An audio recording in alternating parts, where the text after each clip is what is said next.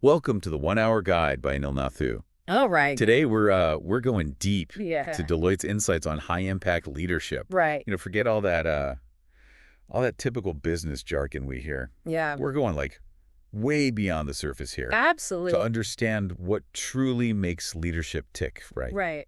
And how you can apply this knowledge to your own career, Yeah. no matter where you are right now. Absolutely. That's right. And Right. we're focusing on the 1 Hour Guide by Anil Nathu, which gives us this fantastic roadmap Okay. called the Leadership Maturity Model. Right. It kind of breaks down leadership development into 4 distinct levels, Okay. kind of like climbing a mountain, right? Oh, interesting. Okay. Plus 3 key pillars that support the journey I like it. and 5 critical practices to make it all happen. Okay. That sounds pretty structured. It is. But honestly, sometimes these models feel a bit too theoretical. Right. How does this one actually help someone lead better in the real world? That's a great question. Yeah. It's not just about theory. It's about understanding those stages of leadership development, right? Okay. And how to move your organization or even yourself to that next level. I like it. So let's start with that mountain analogy. Okay. Level 1 is like the base camp, Okay. the foundational level. All right. Think of it as a starting point Okay. where things are reactive, training is very basic, and risk-taking is low. So it's like that early stage startup Exactly. where everyone's wearing multiple hats and you're just figuring things out as you go. Exactly. But what makes an organization shift from that level to the next? So to move up to level 2, Okay. integrated leadership, right? Mm-hmm. You need more intention. Okay. This is where leadership training becomes more hands-on, Right. and there's a push to align practices with goals, okay? Yeah. However, communication can still be a bit fragmented. You see these pockets of good leadership, Yeah. but it's not consistent across the board. I can see how that could be frustrating, right? Yeah. You have these glimmers of potential, Yeah. but maybe things aren't quite clicking yet. Exactly. What does it take to break through to that next stage? To climb to level 3, Cool. scalable leadership, Mm-hmm. it takes a real commitment Okay. to making leadership development strategic. Right. This is where you see mentoring programs flourish, Yeah. knowledge sharing initiatives take root, Okay. and a true leadership pipeline starts to form. It's about creating a system Yeah. for leadership to thrive, Right. not just relying on individual heroes. So this is where things start to get really interesting. Yes. It's not just about developing individual leaders. Correct. It's about creating a system Yes. that produces great leadership. 100%. So what's the summit look like? The peak of our mountain, level 4, Okay. is systemic leadership. All right. This is the ultimate goal, where leadership is so ingrained in the organizational DNA Wow. that it becomes self-sustaining. Okay. It's a culture where everyone feels empowered to lead. Right. Innovation thrives. Yeah. And talent is retained. Okay. The benefits are huge. Increased agility, better decision-making, and ultimately achieving those ambitious goals we Right. set. Wow. It sounds like reaching that level is a game changer. Absolutely. But the 1 Hour Guide by Anil Nathu Yeah. doesn't just talk about levels, right? Right. It delves into the 3 pillars Yes. that support leadership development. Correct. What are those and why are they important? Absolutely. Think of these pillars as the support beams holding up that mountain we were talking about. Okay. Yeah. The first is organizational culture. Right. It's about creating an environment where people feel safe to take risks, right? Okay. Knowledge is freely shared, Yeah. and there's a strong sense of identity and purpose. I can see how that would be essential. You can't expect people to innovate and lead Exactly. if they're afraid to make a mistake or share their ideas. 100%. Do any companies come to mind that really excel in this area? Google is a classic example. Okay. Yeah. Their internal knowledge sharing platforms Yeah. and those famous TGIF meetings Right. are legendary for fostering collaboration. Mm-hmm. What's interesting is that they don't just share information. Yeah. They encourage debate Right. and diverse perspectives. Yeah. It's not about groupthink. Right. It's about healthy dissent Okay. that leads to better solutions. So it's not just about having a free-flowing exchange of ideas. Correct. It's about creating a culture Exactly. where those ideas can be challenged and refined. Exactly. What about the second pillar? The second pillar is designed leadership, Right. which focuses on creating tailored development programs Okay. that are integrated into career planning. Yeah. It's about recognizing that leadership development is not a one-size-fits-all approach. Exactly. People have different strengths, Yeah. aspirations, Right. and learning styles. I've seen companies struggle with this. I know. They offer generic leadership training, Yeah.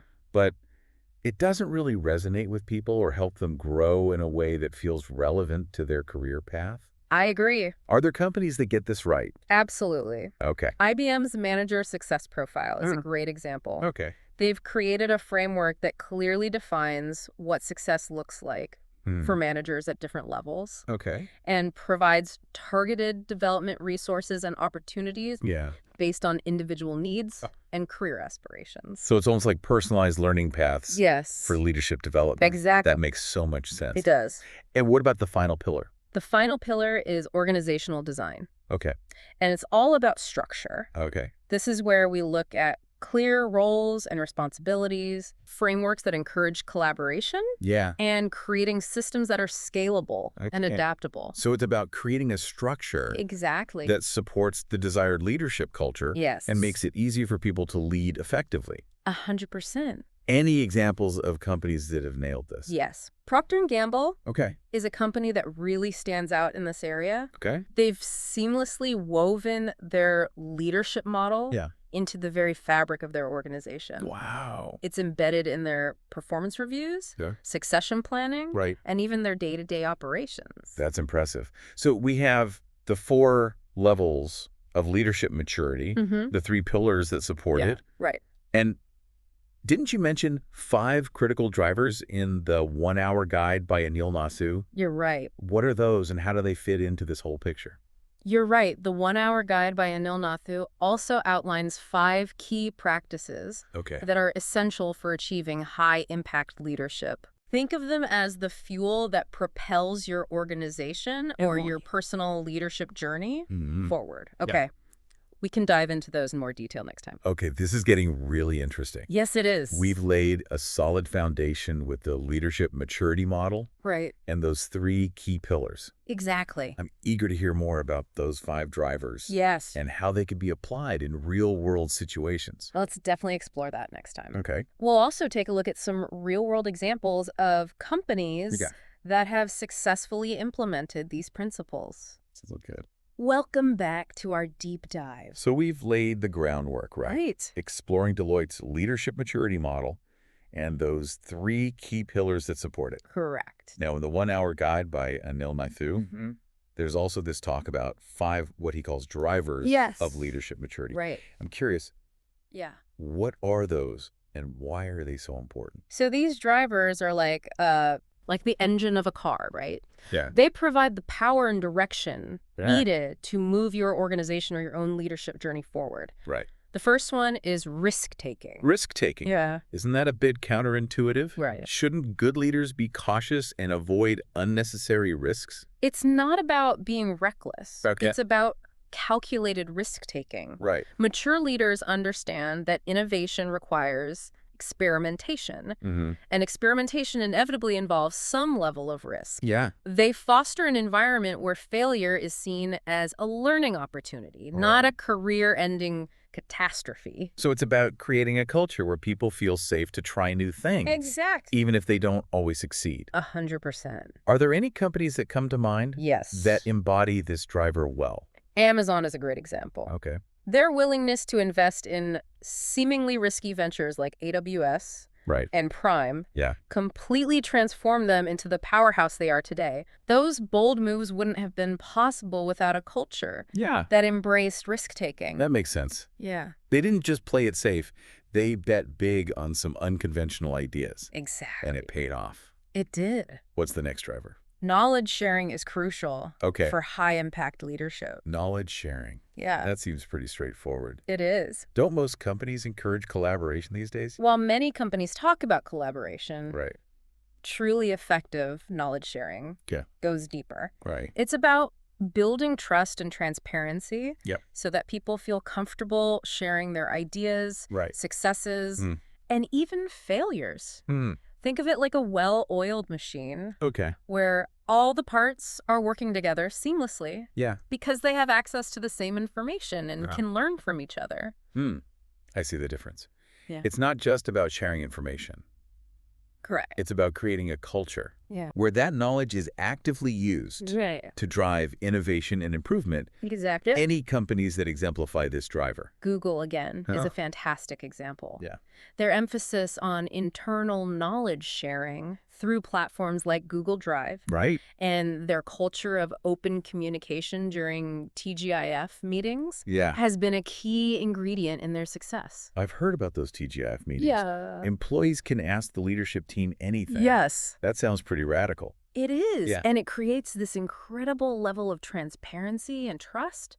It also allows leaders to stay connected to what's happening on the ground and make more informed decisions. So risk-taking and knowledge sharing are the first two drivers. Yes. What's next? The third driver is HR and business collaboration. Okay. This one might sound a bit bureaucratic, Right. but it's about ensuring that leadership development is aligned with the overall business strategy. Right, because what's the point of developing leaders Exactly. if they're not equipped to tackle the actual challenges facing the business? Right. How does this play out in a real-world setting? Think of it like a sports team, right? Okay. The coach, HR, Yeah. needs to work closely with the general manager, the business, to make sure they're recruiting, training, and developing players who fit the team's needs and style of play. Right. If they're not aligned, the team won't perform at its best. Okay, that analogy makes sense. It does. Any companies come to mind that do this well? IBM, Okay. with their manager success profile, is a great example of this driver in action. Right. They've created a framework that defines the skills and behaviors needed for success and have aligned their HR practices to support the development of those skills. Right. It's not just about HR metrics. It's about developing leaders who can drive business results. So it's about making sure everyone's rowing in the same direction, so to speak. Exactly. What's the fourth driver? The fourth driver is exposure. Okay. It's about providing leaders with opportunities to step outside their comfort zones, experience new challenges, and gain insights from diverse perspectives. I can see how that would be valuable. It is. You don't grow much No. if you're always staying within your comfort zone. Exactly. How can companies actively create these opportunities for exposure? One way is through job rotations or cross-functional projects. Right. This allows people to work in different areas of the business, gain new skills, and build relationships with people outside their usual circle. Right. Another powerful approach is reverse mentoring. Reverse mentoring? Yeah. What's that? It's where senior leaders are paired with younger employees to gain insights into different perspectives. Especially around technology and changing workplace dynamics. Right. Xerox is a company that has implemented reverse mentoring programs successfully, helping their senior leadership stay relevant and connected to the younger generation. That's an interesting approach. It is. Yeah, it breaks down traditional hierarchies and creates a more dynamic learning environment. Exactly. What about the final driver? The fifth and final driver is leadership model communication. Okay. This is about clearly articulating what good leadership looks like within the organization and using that model as a framework for assessment development and even performance evaluations. So it's not enough to just have a leadership model. Correct. You have to make sure everyone understands it and is actively using it. Exactly. Any companies that excel in this area? Procter & Gamble.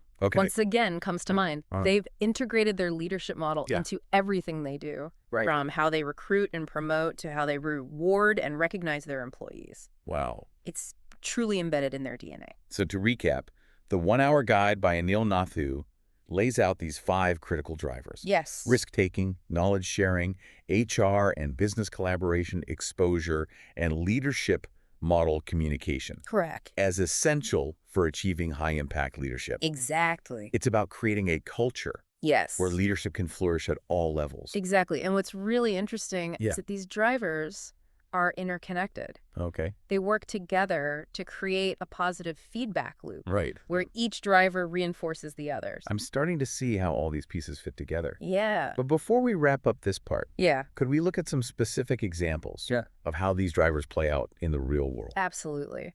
Let's delve into a few case studies of companies that have successfully implemented these principles and see what lessons we can learn from their journeys. Welcome back. We've been unpacking Deloitte's framework for high-impact leadership, and I have to say, this one-hour guide by Anil Nathu has given us a lot to think about. It has. It's one thing to understand the concepts, but the real challenge is applying them. It is.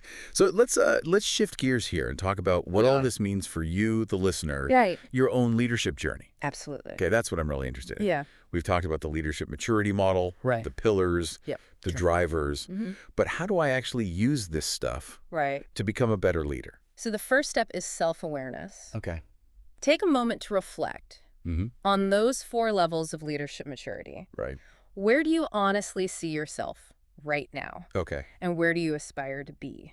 Right. Remember, this isn't about judgment. Right. It's about identifying areas for growth.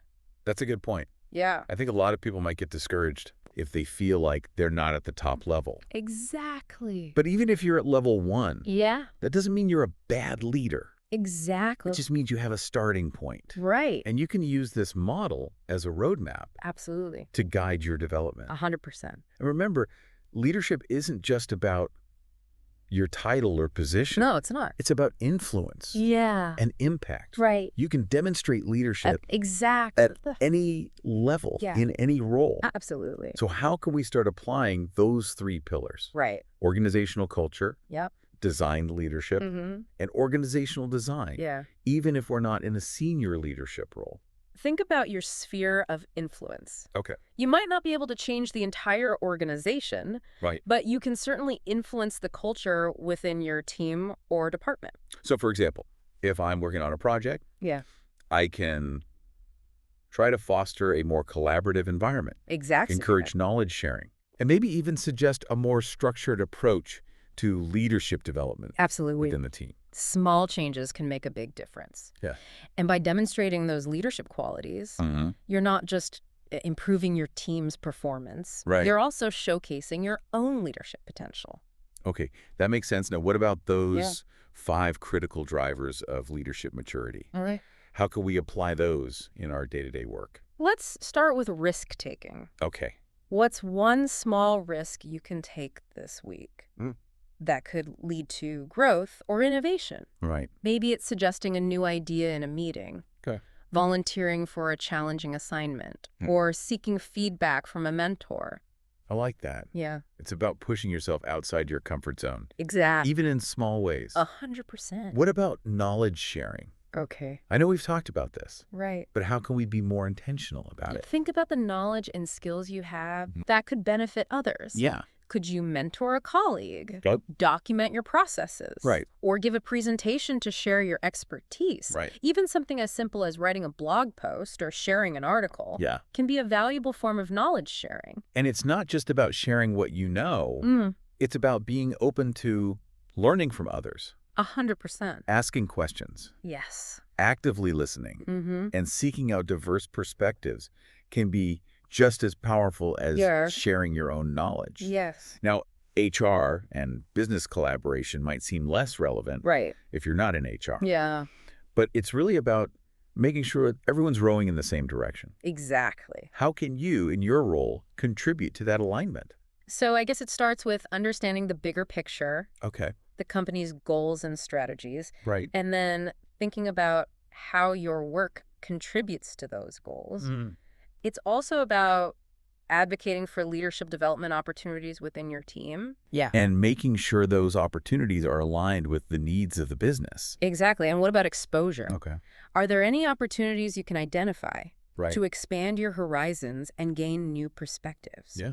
Could you shadow someone in a different department? I could. Attend an industry event? Or maybe even take on a stretch assignment? Yes. Outside your usual area of expertise? Those are all great ideas. Yeah. I think sometimes we get so focused on our own little world that we forget to look around and see what else is out there.